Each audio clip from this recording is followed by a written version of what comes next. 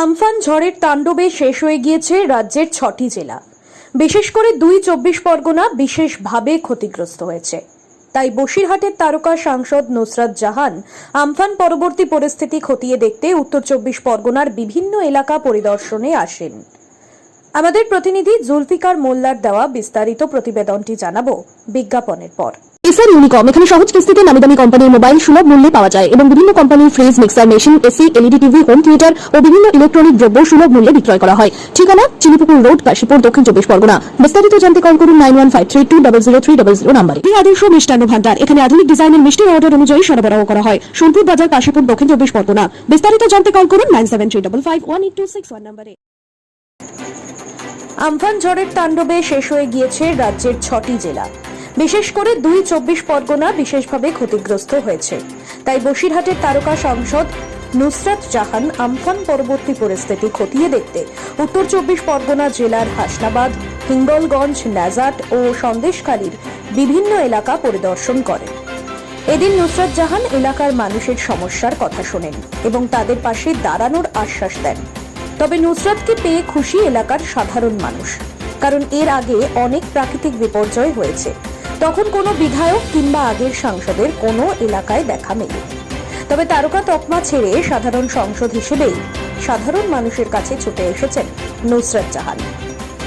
এদিন নুসরাত জাহানের সঙ্গে ছিলেন সভাধিপতি বীণা মণ্ডল, নারায়ণ গোস্বামী, কৃষ্ণগোপাল বন্দ্যোপাধ্যায়, বন ও ভূমি কর্মাধ্যক্ষ ও বিশিষ্ট শিক্ষক নেতা AKM ফারহাদ প্রমুখ।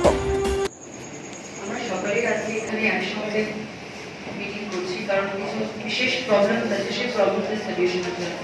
আপনারা সকলেই জানালেন কোথায় কি কি অসুবিধা রয়েছে, সমস্তটা আমরা সকলে শুনলাম, ডিসকাশন করলাম এবং নির্দেশ সকলে যতটা সুবিধা মতো দিতে পেরেছি আমরা দিয়েছি। কন্টামিনেশনটাকে কন্ট্রোল করতে হবে, যেটা আমি আগে বলেছি, কারণ এই পরিস্থিতিতে দাঁড়িয়ে যেখানে লোকজন শেল্টারে রয়েছে এবং যেখানে মানুষ মানে খেতে পারছে না, সেই অবস্থায় যদি এখন কন্টামিনেশন আসে, সেটা ব্যাপারটা সামলানো যাবে না, এটা অনেকটা বেড়ে যাবে। তো করোনাটাকেও মাথায় রাখতে হবে এবং পাশাপাশি সকলকে আমাদের একসাথে একদম, মানে এটা তো পলিটিক্যাল নয়, এটা পুরো ব্যাপারটা হিউম্যানিটেরিয়ান ব্যাপার। মানুষ হিসেবে সবার পাশে থাকতে হবে এবং যতটা পারবো নিজের আয়ত্তের মধ্যে তাদের জন্য করতে হবে। সেটা তাদেরকে দুমুঠো খাবার দেওয়া বা তাদের প্রয়োজনীয় এসেনশিয়াল তাদের কাছে পৌঁছে দেওয়া। যে জায়গাগুলো অসুবিধা আছে, যেগুলো সবাই জানিয়েছে যে এখানে পৌঁছানো যাচ্ছে না, যেখানে বিদ্যুতের অসুবিধা আছে, সেসব ডিসকাশন আমাদের এখানে হয়ে গেছে এবং যত শীঘ্রই সলিউশন বার করা যাবে। আমরা আজকে অ্যাসেসমেন্টেও বেরিয়েছি, নারায়ণদাও এখানে রয়েছে, উনি সব কিছু এখানে লিখে দিয়েছেন এবং আজকে বিকেলবেলায় উনি ওই সব নিয়ে বসবেন। তো রাউন্ড দ্য ক্লক গভর্নমেন্ট কাজ করছে এবং আমরাও কিন্তু গভর্নমেন্টের অফিসার হিসেবেই সকলে আপনাদের পাশে রয়েছি।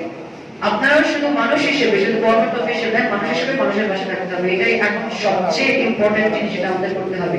কলকাতা থেকে প্রচুর, শুধু ত্রাণ নয়, প্রচুর আমাদের বন্ধু বান্ধব রয়েছে, প্রচুর ইন্ডাস্ট্রির আমার সব বন্ধুরা রয়েছে, তারাও কিন্তু হেল্পের জন্য অনেক নিজেদের হাত বাড়িয়ে দিয়েছেন। সকলেই এখানে আসছে, বসিরহাটের বিভিন্ন অঞ্চলে সকলে সবাইকে সেখানে ত্রাণ বিতরণ করছে, মানুষের দেখাশোনা করছে। তো এখানে সবাই আমরা একসাথে এই লড়াইয়ের মধ্যে রয়েছি এবং একদিনে হট করে চেঞ্জ চলে আসবে না। একদিনে আমরা কিন্তু সকলটা ম্যানেজমেন্ট, ডিজাস্টার ম্যানেজমেন্ট করে উঠতে পারবো না। আমাদের কিন্তু সময় দিতে হবে এবং মানুষকে সেই আশ্বাসটা দিতে হবে, সেটা বলতে হবে যে তাদেরকে যেরকম মনোবল নিয়ে তাদেরকে থাকতে হবে যে একদিনে কিছু চেঞ্জ হবে না, সবকিছু একদিন তারা ফিরে পাবে না, আমরাও একদিনে কিছু ফিরে পাবো না। সেই লড়াইটা এই কিছুদিন চলবে এবং আমাদেরকে স্ট্রংলি এটাকে কিন্তু ফেস করতে হবে এবং স্ট্রংলি লড়াই করতে হবে। আমরা সবাই একসঙ্গে লড়ছি, ইনশাআল্লাহ আমরা জিতবো। আপনারা সকলে ভালো থাকবেন এবং যে প্রবলেমগুলো আরো যদি কোনো প্রবলেম থাকে তাহলে নিশ্চয়ই আমাদের সাথে যোগাযোগ করবেন। আমরা যেভাবে পারবো সেভাবে সহযোগিতা করবো।